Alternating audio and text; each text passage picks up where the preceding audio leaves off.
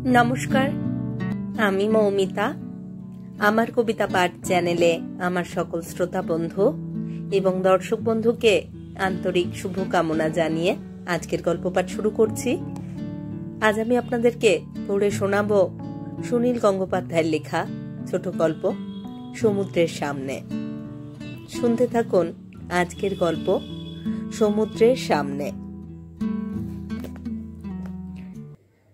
অরূপের ইচ্ছে ছিল খুব দামি হোটেলে ওঠার, কিন্তু নন্দিনী গোড়া থেকেই আপত্তি করেছে।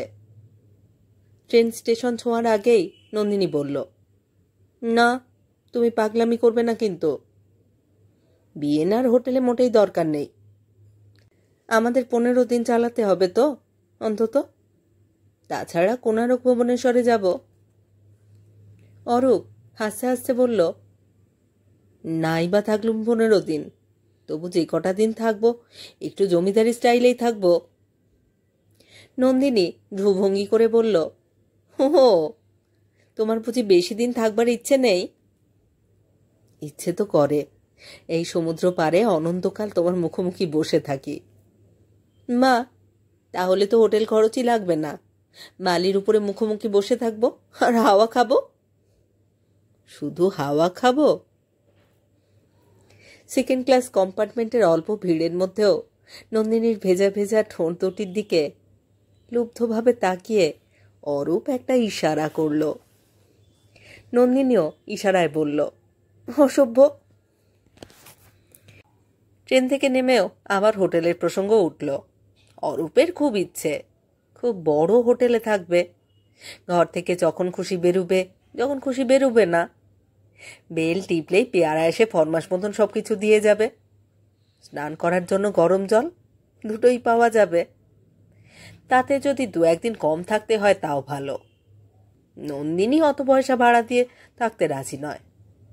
পুরী স্টেশনে পান্ডা, হোটেলের দালাল আর গাড়োয়ানদের চেঁচামেচির মধ্যে দাঁড়িয়েও ওরা তর্ক করতে লাগলো। বিয়ে হয়েছে 7 মাস আগে, কিন্তু এ পর্যন্ত একবারও একসঙ্গে বাইরে বেড়াতে আসা হয়নি। নতুন বউকে নিয়ে হানিমুনে যাবার ইচ্ছা অরূপের ছিল বিয়ের আগে থেকেই, কিন্তু শেষ পর্যন্ত যখন আসা হলো তখন আর বউ তেমন নতুন নেই। বিয়ের 1 মাস পরেই নন্দিনীর মায়ের হাঁপানির টান বাড়ল। তারপরে অরূপের বৌদির বাচ্চা হতে গিয়ে অপারেশন। জীবন সংশয়। ইচ্ছে ছিল কাশ্মীর যাবার, কিন্তু অরূপের জমা টাকা ফুরোতে ফুরোতে শেষ পর্যন্ত পুরীর চেয়ে বেশি দূর আর কুলোল না। তবু 51বর্তী বাড়িতে কখনো নন্দিনীকে সব সময়ের জন্য কাছে পেতে পারেনি। অরূপের শখ কয়েকটা দিন ভালো কোনো হোটেলে কাটানো, যেখানে তাদের কেউ ব্যাঘাত ঘটাবে না। নন্দিনী জিতল। বলাই বাহুল্য, বিয়ের অন্তত বছর খানেকের মধ্যে স্ত্রীর সঙ্গে তর্কে কোন স্বামী বা জিততে পারে? নন্দিনী কিছুতেই হোটেলের জন্য গুচ্ছের টাকা খরচ করতে রাজি নয়। অগত্যা অরূপ বলল, ঠিক আছে, মাঝারি ধরনের হোটেলেই যাব, কিন্তু এমন হোটেল চাই যেখানে দোতলায় ঠিক সমুদ্রের দিকে খালি ঘর থাকবে, সামনে থাকবে বারান্দা, আর খাবার খেতে নিচে যেতে হবে না। ইস, পুরীতে হোটেলে ঘর পাওয়া অত সহজ কিনা? আগে থেকে ব্যবস্থা করনি, দেখো সব ভর্তি কিনা। চলো সরকারদারির দিকে যাই। তুমি আগে পুরীতে এসেছো বুঝি? নন্দিনী 2বার এসেছে পুরীতে এর আগে, বাড়ির লোকজনের সঙ্গে, কিন্তু সেই কথা অরূপকে বলেনি। সাধারণত হানিমুনের সময় সবাই নতুন কোনো জায়গায় যায়। অরূপ আগে কখনো পুরীতে আসেনি। সে আসাম গেছে, দার্জিলিং গেছে, পাহাড়ি জায়গাতেই ঘুরেছে। টাইগার হিল থেকে এভারেস্টের চূড়ার এক টুকরো দেখেছে, কিন্তু কখনো সমুদ্র দেখেনি। সেই পুরীতে আসার কথা বলেছিল। নন্দিনী আপত্তি করেনি তখন। একটার পর একটা হোটেল ঘুরছে, কোনোটাই ঠিকমতো পছন্দ হয় না। অনেক হোটেলেই জায়গা নেই। যদিও জুন মাস, তবুও বেশ ভিড়। শেষ পর্যন্ত একটা হোটেল মোটামুটি পছন্দ হলো। সমুদ্রের দিকে ঘর আছে দোতলায়, বারান্দাও আছে, কিন্তু বাথরুম নেই। বাথরুম সেই একতলায়। নন্দিনী তাতেও রাজি। সাইকেল রিক্সাওয়ালাকে বিদায় করে মালপত্র উঠিয়েই দরজা বন্ধ করল অরূপ। নন্দিনীকে জড়িয়ে ধরে বলল, আহ, ছুটি ছুটি ছুটি, এখন সম্পূর্ণ ছুটি, শুধু তোমাতে আমাতে, আমার মিন্টু সোনা। এই ছাড়ো ছাড়ো, বাইরে থেকে দেখা যায়। ভ্যাট, কে দেখবে? দেখো না, জানালা দিয়ে সমুদ্রে যারা স্নান করছে তারা দেখতে পাবে। ওদের ওখানেই অনেক কিছু দেখার আছে, ওরা এদিকে তাকাবে না। দরজায় ঠকঠক শব্দ হতেই অরূপ বিরক্তভাবে বলল, এক্ষুনি আবার কে জ্বালাতে এলো? বুড়ো ম্যানেজার একটা লম্বা খাতা বাড়িয়ে দিয়ে বলল, নাম সই করাতে ভুলে গেছেন স্যার। এক্ষুনি করতে হবে বুঝি? তাই তো নিয়ম। বুড়ো ম্যানেজার এবার অরূপের মুখের দিকে পূর্ণভাবে তাকিয়ে বলল, নমস্কার নমস্কার, খবর টবর সব ভালো তো? রতনবাবু কেমন আছেন? অরূপ খানিকটা হকচকিয়ে বলল, রতনবাবুকে? সেই যে আপনার সঙ্গে এসেছিলেন লাস্ট ইয়ারের আগের ইয়ারে। রতনবাবু আর সঙ্গে ওনার মানে ওয়াইফ ছিল। ভারী হাসি খুশি মানুষটি। এই ঘরটাতেই তো ছিলেন সেবারে। আমি তো রতনবাবু বলে কাউকে চিনি না। তাহলে কি আমার নামটা ভুল হচ্ছে? আপনারা একই অফিসে কাজ করেন বলেছিলেন। আপনি এখনো মাহিন্দ্রা অ্যান্ড মাহিন্দ্রাতেই আছেন তো? আপনার ভুল হয়েছে, আমি কখনো আগে পুরীতেই আসিনি। মাহিন্দ্রা অ্যান্ড মাহিন্দ্রাতে আমি কখনো কাজ করিনি। নন্দিনী সকৌতুকে তাকিয়েছিল অরূপের দিকে। বুড়ো ম্যানেজারের মুখে সারা জীবনের বিস্ময়। অস্ফুটভাবে বলল, আমারই ভুল হলো তাহলে। আশ্চর্য মিল কিন্তু। তারপরে মুখের ভাব পাল্টে এক মুখ হেসে উঠে বলল, আচ্ছা আচ্ছা, যখন যা দরকার হয় বলবেন। অবশ্য বাঙালিরা একবার কেউ এ হোটেলে এলে তারপর যতবারই আসবে, আমার হোটেল ছাড়া। লোকটা চলে যেতেই দরজা ভেজিয়ে অরূপ বলল, লোকটা চমকে দিয়েছিল আমাকে, এমনভাবে তাকাচ্ছিল যেন আমি মিথ্যে কথা বলছি। নন্দিনী বলল, আমার তো মনে হলো লোকটা আন্দাজে ঢিল ছুঁড়েছে, যদি লেগে যায়। আগে আমাকে জিজ্ঞেস করবে তো? তা না, প্রথম থেকে 2 বছরে কত কত লোক এসেছে গেছে, সবার নাম বুঝি ওদের মনে থাকে? চালাকি নাকি? তা কিন্তু অনেক সময় থাকে জানো। ছোট মামার সঙ্গে আমরা যেবার এসেছিলাম, সেবার কিন্তু ছোট মামাকে দেখেই হোটেলের মালিক চিনতে পেরেছিল। দেখো, হয়তো রতন নামে কেউ ওকে টাকা ফাঁকি দিয়ে গেছে, তার সঙ্গে তোমার চেহারা গুলিয়ে ফেলেছে। না, লোকটা তো আমাকে রতন বলেনি। বলেছে রতন আর বউ ছিল সঙ্গে আর একজন লোক, এবং সেই হচ্ছি আমি। যেমন বুদ্ধি, বউয়ের সঙ্গে এলে আবার তৃতীয় ব্যক্তি কেউ থাকে নাকি সঙ্গে? যাকগে, আমার সুটকেসের চাবি দাও। আজ কোথায় স্নান করব? সমুদ্রে। সমুদ্রের কাছে এসে কেউ বাথরুমে চান করে? আমার তো এখনই সমুদ্রে নামতে ইচ্ছে করছে। খুব ভালো সাঁতার জানে অরূপ। প্রথমবার সমুদ্রে নেমেও সে সমুদ্রকে ভয় পায় না। নলিয়ার সাহায্য না নিয়ে সে বড় বড় ঢেউয়ের মাথায় সাবলীলভাবে লাফিয়ে ওঠে। রেখারগুলো পেরিয়ে দূরে দূরে চলে যায়। নন্দিনী যদিও সাঁতার জানে, এর আগেও 2 বার নেমেছে পুরী সমুদ্রে, তবু তার ভয় কাটেনি। অরূপ তাকে বেশি দূরে নিয়ে যাবার জন্য হাত ধরে টানাটানি করলে সে ভয় চেঁচিয়ে ওঠে, এই ছাড়ো। অরূপ তবুও ছাড়তে চায় না। নন্দিনীর প্রবল বাধা সত্ত্বেও বড় ঢেউয়ের সামনে তাকে জোর করে জড়িয়ে ধরে থাকে। আশেপাশে কারা দেখছে কি ভাবছে তা ওরা গ্রাহ্যও করে না। বিয়ে 7 মাস পরে আজ প্রথম ওরা খোলা আকাশ ও বিশাল সমুদ্রের সামনে সম্পূর্ণ স্বাধীন হয়ে গেছে। একতলার ডাইনিং রুমে সবার সঙ্গে বসে খাবার ইচ্ছে ছিল না অরূপের। এই হোটেলটা নেবার সময় সেই রকমই শর্ত করে নিয়েছিল যে দোতলায় তাদের ঘরে খাবার পৌঁছে দিতে হবে। কিন্তু এই ধরনের হোটেলে কিছুতেই মনের মতন ব্যবহার পাওয়া যাবে না। ঘন্টা 2-2.5 সমুদ্রে স্নান করবার পর দারুণ খিদে পায়। তারপর ঘরের মধ্যে খাবারের প্রতীক্ষায় বসে থাকতে হলে অসহ্য লাগে। চাকরগুলোকে ডাকতে আসে না, অর্ডার নেবার অনেকক্ষণ পরে খাবার নিয়ে আসে, তাও সব ঠান্ডা। প্রথম 2 দিন এরকম হবার পর অরূপ রেগে উঠে বলল, এই জন্যেই বলেছিলুম কোনো ভালো হোটেলে উঠব, চলো এখনই বদলে ফেলি। নন্দিনী বলে, আহা, তার চেয়ে নিচে গিয়েই খেয়ে আসবো, কি আর এমন কষ্ট? এখন আবার মালপত্র টানাটানি করে হোটেল বদলাতে হবে? হবে না, ছাড়ো, ঘরখানা তো ভালো। এই 2 দিন ওরা বাইরের কারোর সঙ্গে একটাও কথা বলেনি।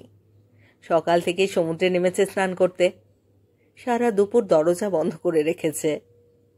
বিকেলে একেবারে জলের ধার ঘেঁষে হাঁটতে হাঁটতে চলে গেছে অনেকখানি। সূর্য ডোবা দেখার পর আবার ফিরে এসেছে ঠিক একই পথে। সন্ধ্যের পর থেকে বারান্দায় বসেছে শতরঞ্জি পেতে। তখন অরূপের বুকে নন্দিনীর মাথা হেলানো। অরূপ হালকা আঙুলে বিলি কেটেছে ওর চুলে। আঙুলগুলো কখনো নেমে এসেছে নিচে। একবারও মনে পড়েনি কলকাতার কথা, কিংবা কলকাতায় যে ফিরতে হবে সে কথা। একতলায় খাবার ঘরে খান 6 টেবিল পাতা, ভিজে ভিজে আষ্টে গন্ধ। একটু বেশি বেলা করেই ওরা খেতে নামলো, যখন বেশি লোক থাকবে না। তবুও 5-6 জন লোক ছিল। লোকগুলো মাছ মাংস থেকে মনোযোগ সরিয়ে প্যাট প্যাট করে নন্দিনীর দিকে তাকালো। অরূপের এখনো এসব ব্যাপার গা সহা হয়নি, তার গা জ্বালা জ্বালা করে। বুড়ো ম্যানেজার নিজের টেবিল ছেড়ে উঠে এসে অভ্যর্থনা করলো ওদের। আসুন আসুন পরিতোষবাবু, আসুন, আজ বিরিয়ানি মাংস হয়েছে স্পেশাল। অরূপ নীরসভাবে বলল, আমার নাম পরিতোষ নয়, আমার নাম অরূপ সান্যাল। আপনার রেজিস্টারের নাম লিখলাম তো সেদিন। সেবারে আপনারা আমার হোটেলে রান্নার খুব সুখ্যাতি করেছিলেন। রতনবাবু তো, আপনাকে তো আমি সেদিনই বলেছি রতনবাবু বলে কাউকে চিনি না আমি। আপনার হোটেলেও আমি আগে আসিনি। ও হ্যাঁ হ্যাঁ, সেদিন বলেছিলেন, ঠিক, আমারই ভুল হয়েছে। আমি বোধহয়, আপনি 2 দিন আগের কথাই মনে রাখতে পারেন না, আর 2 বছর আগে কে এসেছিল না এসেছিল মনে রাখবেন কি করে? অরূপের বিদ্রুপ গায়ে মাখলই না ম্যানেজার। রেখা বহুল মুখানাকে সামান্য বিনীত করে তুলে বলল, বুড়ো মানুষ তো ভুল হয়ে যায়। বসুন মা জননী, আজ দই আনিয়েছি, খুব ভালো, বর্ধমান থেকে আনানো। অরূপ খেতে খুব ভালোবাসে, কৃপণও নয়, কিন্তু ম্যানেজারটিকে গোড়া থেকেই অপছন্দ করায় সে আজ বিরিয়ানি কিংবা দই কোনোটারই অর্ডার দিল না। বলল, ওসব কলকাতায় অনেক পাওয়া যায়, তার থেকে আরো ভালো কি হবে? এখানে মাছ সস্তা। আমি শুধু আজ মাছের ঝোল আর ভাত খাবো। নন্দিনী, তুমি কি নেবে? নন্দিনী বলল, সমুদ্রের মাছ আমার বেশি সহ্য হয় না, আমি দই দিয়েই ভাত খাবো। বুড়ো ম্যানেজার নানা নাদিক্ষেতার সঙ্গে নিজের হাতেই পরিবেশন করলো দই। নন্দিনীকে স্বীকার করতেই হলো দইটা সত্যি ভালো, এমনকি এই হোটেলে সব রান্নাই ভালো। অরূপ মুখ গোঁজ করে খেয়ে গেল। খাওয়া শেষ হয়ে গেছে নন্দিনীর, তবু এঁটো হাতে গল্প শুনতে হচ্ছে ম্যানেজারের। তার অবিরাম কথায় একবারও ছেদ পড়েনি। আজকাল অনেক হোটেলের ম্যানেজারই বেশ ভদ্র, ইংরেজি কায়দা কানুনও জানে, জানে কখন নিজেকে উজ্জ্ব রাখতে হয়। কিন্তু এই হোটেলটি মোটামুটি বেশ বড় হলেও ম্যানেজারটি সেকেলে ধরনের, কপালে ফোঁটা তিলক, গলায় কণ্ঠি। অরূপের দিকে আর চোখে তাকিয়ে ম্যানেজার নন্দিনীকে বলল, আপনার কর্তাটি মনে হচ্ছে চটেছেন আমার উপর। আমারই চোখের ভুল। এমন এক রকমের চেহারাও মানুষের তো হয়। সেবার রতনবাবুর সঙ্গে যিনি এসেছিলেন তার চেহারাটিও অবিকল ওনার মতো। ওনারা তিনজনে মিলে এমন জমিয়ে দিয়েছিলেন যে সারা হোটেলটাই একেবারে। নন্দিনী জিজ্ঞেস করল, রতনবাবু বুঝি নতুন বিয়ে করে এসেছিলেন? ম্যানেজার আবার আর চোখে তাকালো অরূপের দিকে, আমতামতা করে বলল, মানে তাই নতুন বিয়ে কিনা জানি না, তবে তিনজনেই বড় আমোদে।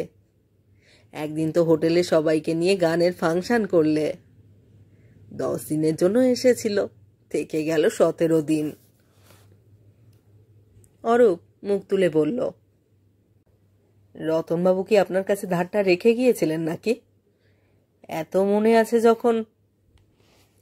ম্যানেজার স্থির চোখে তাকালো অরূপের দিকে, সামান্য একটু হাসল, তারপর বলল, আপনি ঠিক ধরেছেন। সেই কিছু নয় অবশ্য, সামান্য টাকা শর্ট পড়ে গেল।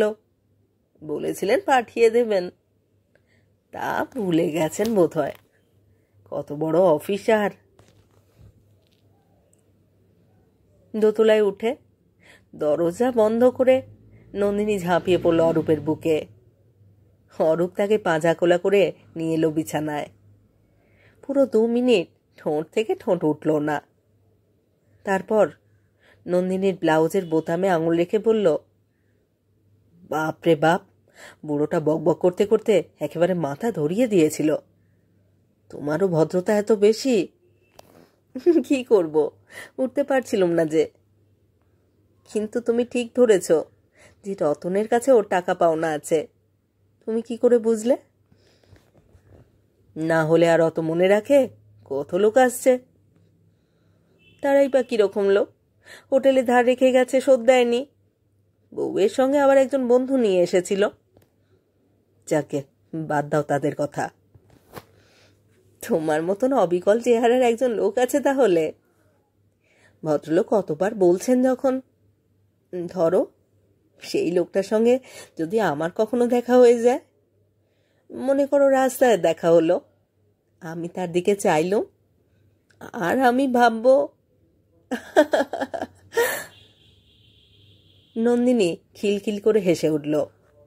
অরূপ বলল, ধুত, অবিকল একরকম চেহারার আবার দুটো লোক হয় নাকি? ওসব সিনেমায় টিনেমায়। বুড়োটা কি দেখতে কি দেখেছে। আচ্ছা দেখো তো, ওই যে একটা দরজা রয়েছে পাশের ঘরে যাবার, ওটা খোলা না বন্ধ?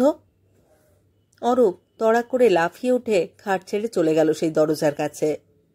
ঠেলে দেখল সেটা বন্ধ ঠিকই, কিন্তু ওপাশ থেকে। এই পাশ থেকে বন্ধ করবার কোনো ব্যবস্থা নেই। অরূপ বিরক্তভাবে বলল, কোনো মানে হয়? ও দরজা তো পাশের ঘর থেকে যে কোনো সময় খুলতেও পারে। এরকম দরজা কেউ রাখে? কি কাণ্ড বলো তো, আমাদের জিনিসপত্র চুরি যায়নি তো কিছু? জিনিসপত্র চুরি যাওয়া ছাড়াও যে কোনো সময় যে কেউ দরজা খুলে যা খুশি দেখতে পারে। আমি প্রথমেই বুঝেছি এই ম্যানেজারটা দারুণ বদমাস। তুমি তো ওর সঙ্গে বসে বসে গল্প করছিলে। মা, গল্প করাটা দোষের নাকি? বলছিল তোমার মতন চেহারার একজন লোকের কথা, সেই জন্যেই তো। দাঁড়াও, এক্ষুনি ডাকছি ম্যানেজারকে। পাশের ঘরের লোকেরা সেদিন সকালেই চলে গেছে। ম্যানেজার এসে সব শুনে জিভ কেটে বলল, সে কি, স্বামী স্ত্রীকে কখনো আমি আলগা করে রাখতে পারি? আসুন আসুন, দেখবেন, আসুন। যদি বিশ্বাস না হয়, ওটা আগে ছিল। যদি একসঙ্গে কেউ এসে পাশাপাশি দুটো ঘর চায় নিজেদের মধ্যেই, যাতায়াতের সুবিধের জন্য। রতনবাবুরা যেমন ছিলেন। ড্যামিও রতনবাবু। পাশের ঘরে তালা খুলুন, দেখব। পাশের ঘর খুলে দেখা গেল দরজাটা সত্যি দৃঢ়ভাবে বন্ধ। আড়াআড়ি লোহার পাটি দিয়ে ভালোভাবে বন্ধ করা। মাকড়সার জাল দেখে মনে হয় অনেকদিন খোলা হয়নি। বিকেলে বেড়াতে বেরিয়ে নন্দিনী বলল, কোনারক যাবার কি ব্যবস্থা আছে? খোঁজ নেবেন না? চলো আজ খোঁজ নিয়ে আসি। বাস ডিপোতে খোঁজ নিতে হবে। সে কি আর এখন বিকেলে খোলা থাকবে? কাল সকালে বরং। আরে চলোই না, বেড়াতে বেড়াতে গিয়ে দেখে আসি যদি খোলা থাকে। কিন্তু বাস ডিপো তো ওই দিকে নয়, উল্টো দিকে। তুমি জানো বুঝি কোথায়? কি করে জানলে? মারে আসবার সময় আমাদের কলেজের মহিতোষবাবু সব বলে দিয়েছেন। উনি তো প্রত্যেক বছর পুরীতে আসেন, এখানে বাড়িও আছে। তুমিও তো আগে এসেছো পুরীতে, তুমি চেনো না? আগের বারে কোনারক যাওনি? না, প্রথমবার তো খুব ছোট ছিলাম, তখন 9 বছর বয়স ছিল। তখন কোনারক যাওয়া এত সহজ ছিল না। আর 3 বছর আগে যেবার এলাম, সেবার মামার বাড়ির সঙ্গে আমাকে কোনারক নিয়ে যায়নি। ইস, কি দুঃখের কথা। অবশ্য মামাদের সঙ্গে কোনারক দেখলে তেমন এনজয়ও করতে পারতে না। লজ্জায় নন্দিনীর মুখ ঈষৎ অরুণ বর্ণ হয়ে গেল। নম্র গলায় বলল, ভাগ্যিস তখন দেখিনি। এবার আমরা দুজনেই প্রথমবার একসঙ্গে দেখব। তুমি তো পুরীতে আসোনি, কিন্তু পুরীর অনেক কিছুই তো তুমি চেনো। পুরীর সম্পর্কে কোনো বাঙালির কিছু জানতে বাকি আছে? রাত্রে সিগারেট ফুরিয়ে গেছে অরূপের। কোনো চাকরকে ডেকে পায়নি, নিজেই নিচে নেমে এসেছে। বারান্দায় দাঁড়িয়ে দাঁড়িয়ে সমুদ্রের জলে রূপলি জ্যোৎস্নার খেলা দেখবার সময় সিগারেট না থাকলে চলে না। নন্দিনীকে বারান্দাতেই দাঁড় করিয়ে নিচে এসেছিল অরূপ। আবার সে ম্যানেজারের খপ্পরে পড়ল। সিঁড়ির কাছাকাছি ম্যানেজার তার মুখোমুখি এসে বলল, আপনার সঙ্গে একটা কথা ছিল স্যার। আপনাকে একলা ঠিক পাওয়া যায় না তো? কি ব্যাপার বলুন। মানে, আপনার অন্যায় হয়ে গেছে। আপনার ওয়াইফের সামনে ওভাবে কথাটা বলা। কোন কথা? আমার এখানে কত লোক আসে, খাতায় নামও সই করে, কিন্তু কার কোনটা আসল নাম নকল নাম তা তো আমরা জানতে যাচ্ছি না। আমার দরকারও নেই, আমার হোটেল চালানো নিয়ে কথা। সেবার যে আপনারা এসেছিলেন। আপনি আবার ভুল করছেন, আমি আগে কখনো আপনার হোটেলে আসিনি। আহা, ওরকমই একটু আধটু হয়েই থাকে, অনেকেরই ওরকম। আমি আপনার স্ত্রীর কাছে আর মুখ খুলছি না, কিন্তু বলছিলাম কি, রতনবাবু যে আমাকে। কি মুশকিল, বলছি যে আপনি অন্য কারুর সঙ্গে আমাকে গুলিয়ে ফেলছেন। আমি রতনবাবু বলে সত্যি কারুকে চিনি না, জীবনে কখনো। আমার অত ভুল হয় না স্যার। আপনার মতলবটা কি বলুন তো? সিঁড়ির পাশে ঈষৎ অন্ধকারে দুজন দুজনের চোখের দিকে তীব্রভাবে তাকালো। ম্যানেজার চিবিয়ে চিবিয়ে বলল, আমাদের অত সহজে ভুল হয় না। সেবার আপনারা দুজনে একটা বাজারের মেয়ে ছেলেকে এনেছিলেন, কদিন খুব ফুর্তি ফার্তা করলেন। যাবার সময় 38 টাকা কম আপনি এই আংটি আমায় দিয়ে যাননি। আংটি? আমি? ম্যানেজার তার ফতুয়ার পকেট থেকে একটা আংটি বার করেছে, তুলে দিয়েছে অরূপের হাতে। সাধারণ একটা সোনার আংটি, সাধারণ একটা পাথর বসানো। অরূপ বিস্ময়ে একেবারে বিমূঢ়। তবু শক্ত হবার চেষ্টা করে বলল, আচ্ছা মুশকিল তো, কোনোদিন আমি আংটি পরি না, বলছি আপনার ভুল হয়েছে। কেন গরিবের সঙ্গে নয় ছয় করছেন স্যার? আমি কারুর ব্যাপারে মাথা গলাই না। ও আংটির দাম আপনার 38 টাকার চেয়েও হয়তো বেশি হবে, কিন্তু পরের দ্রব্য বিক্রি করতে আমার বাধে। নিজের হাতে ধারণ করেছিলুম, কিন্তু ও আপনার কি পাথর রয়েছে আমার ভাগ্যে ঠিক সয় না। ওই আংটি আমার নয়, আপনার যা খুশি করতে পারেন। আপনি আপনার আংটি ফেরত নিন, টাকা না হয় নাই দেবেন, ওই অপয়া আংটি আমি রাখবো না। ও আংটি আমি নেব কেন? পরের আংটি আমি নেব কেন? পুরুষের আংটি না হয়ে মেয়েদের আংটি হলেও না হয় কিনে নিতাম। আপনি আংটি পরেন না? পরেন না বললেন স্যার? কিন্তু ওই তো আপনার হাতে আর একটা আংটি রয়েছে। এটা আমার বিয়ের আংটি। কিন্তু তার আগে সেবারও আপনি বলেছিলেন সেই মেয়ে ছেলেটি আপনার বউ। আমি রতনবাবুর নামে চাপিয়েছি, কিন্তু রতনবাবু ছিলেন আপনার শাগরেদ। কতবার বলবো আমি নয় অন্য কেউ। হে নিন আপনার আংটি।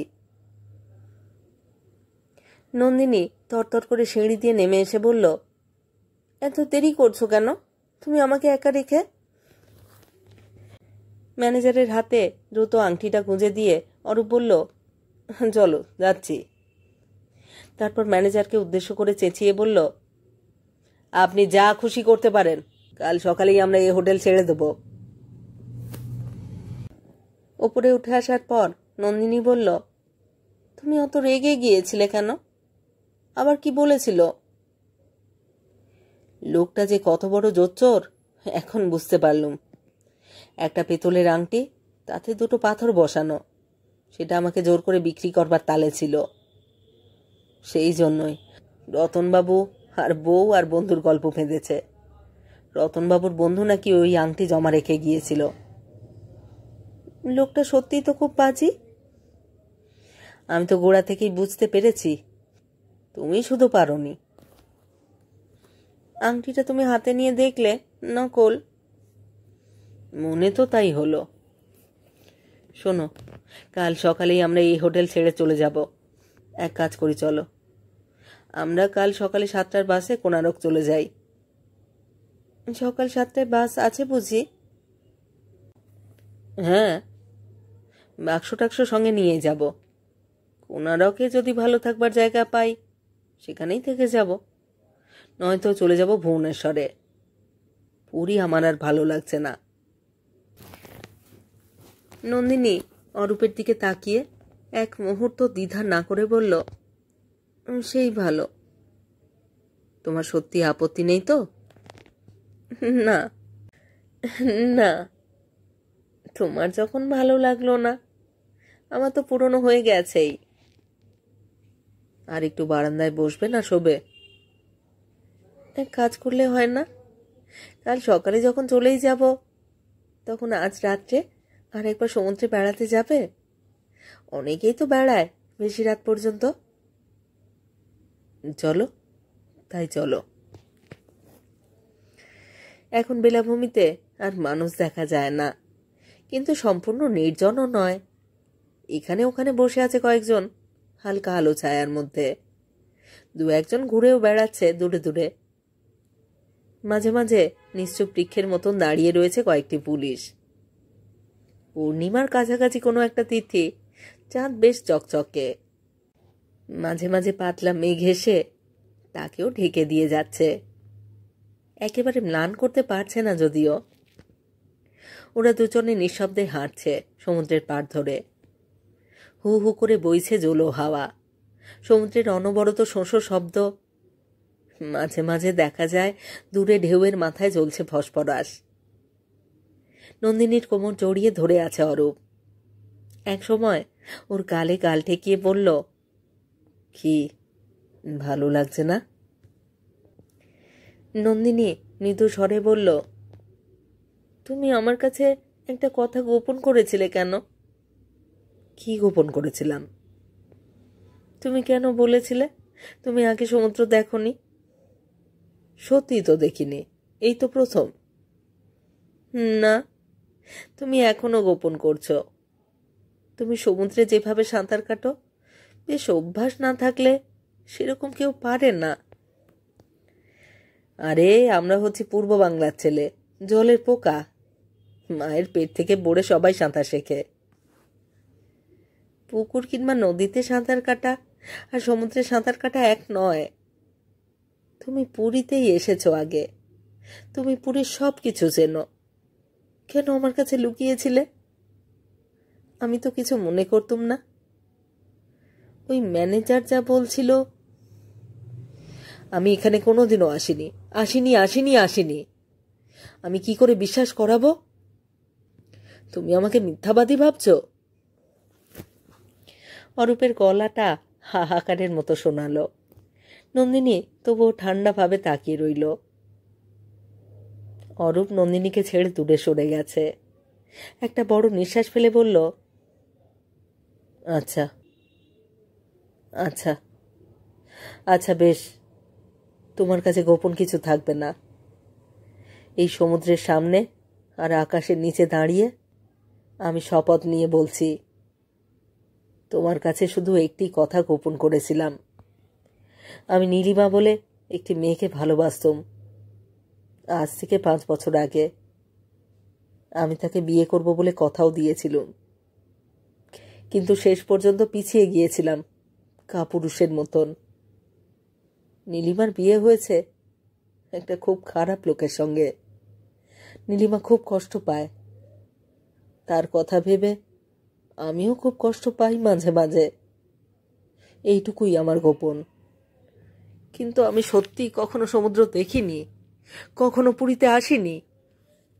আমি কখনো অন্য বন্ধুর সঙ্গে মিলে অন্য স্ত্রীলোকের সঙ্গে অসৎ কাজ করিনি।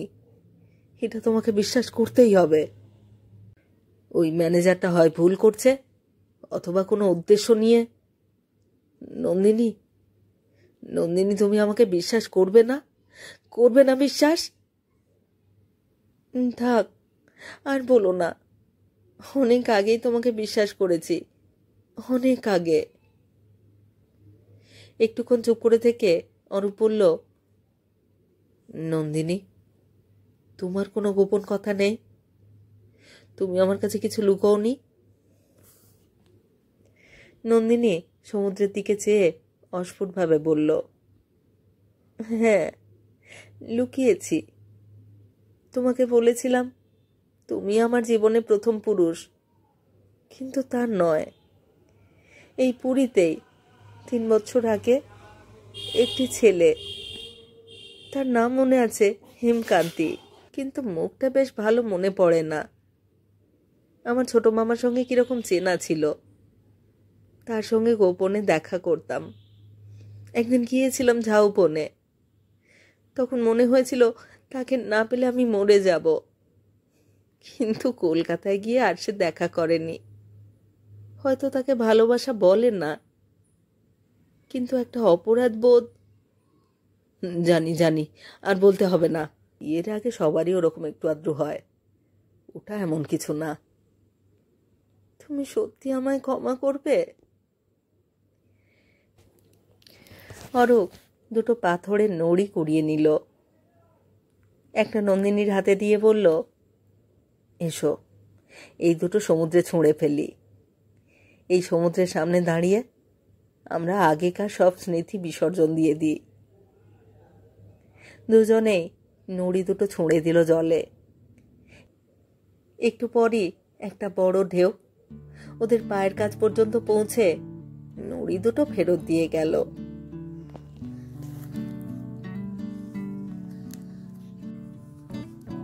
শেষ হলো আজকের গল্প সমুদ্রের সামনে। সুনীল গঙ্গোপাধ্যায়ের লেখা গল্প সমুদ্রের সামনে। স্মৃতিগুলো আমরা অনেক সময় ফেলে দেবার চেষ্টা করি অরূপ নন্দিনীর মতো। হয়তো কখনো কখনো ফেলে দেওয়াই উচিত, তাহলে বর্তমান জীবনটা অনেক সুন্দর হতে পারে। কিন্তু স্মৃতি কি ফেলা যায়? কিন্তু সত্যি কি স্মৃতি ফেলা যায়? এমনই ভাবে হয়তো সমুদ্রের ঢেউ সেই স্মৃতির নড়িগুলিকে আমাদের কাছে ফের পৌঁছে দিয়ে যায়। তবে সেই স্মৃতির নড়িগুলি হৃদয়ের গভীরেই থাক, সেখানেই চাপা থাক। সেগুলি বাস্তব জীবনে, বর্তমান জীবনে এসে যেন নাড়া না দেয়, যেন তার আঘাতে রক্তাক্ত না হয় বর্তমান জীবন। এটাই কাম্য। কেমন লাগলো আপনাদের আজকের গল্প সমুদ্রের সামনে? যদি আমার গল্প নির্বাচন এবং পাঠ আপনাদের ভালো লাগে, অবশ্যই এখানে লাইক করবেন এবং গল্পগুলিকে আপনাদের প্রিয়জনের মধ্যে শেয়ার করবার অনুরোধ রইল। আপনারা যারা এখনো আমার কবিতা পাঠ চ্যানেলটি সাবস্ক্রাইব করেননি, তাদের অনুরোধ সাবস্ক্রাইব করে সাথে থাকার। আর হ্যাঁ, নোটিফিকেশন অবশ্যই অন রাখবেন, কারণ এই চ্যানেলে প্রতিদিনই আমি একটি করে নতুন গল্প পড়ে শোনাচ্ছি। প্রত্যেকটি গল্পে আপনাদের সাথে চাই আপনাদের মূল্যবান মতামত। আপনাদের মতামতের প্রতীক্ষায় রইলাম। সবাই ভালো থাকুন আর থাকুন পরের গল্পের অপেক্ষায়।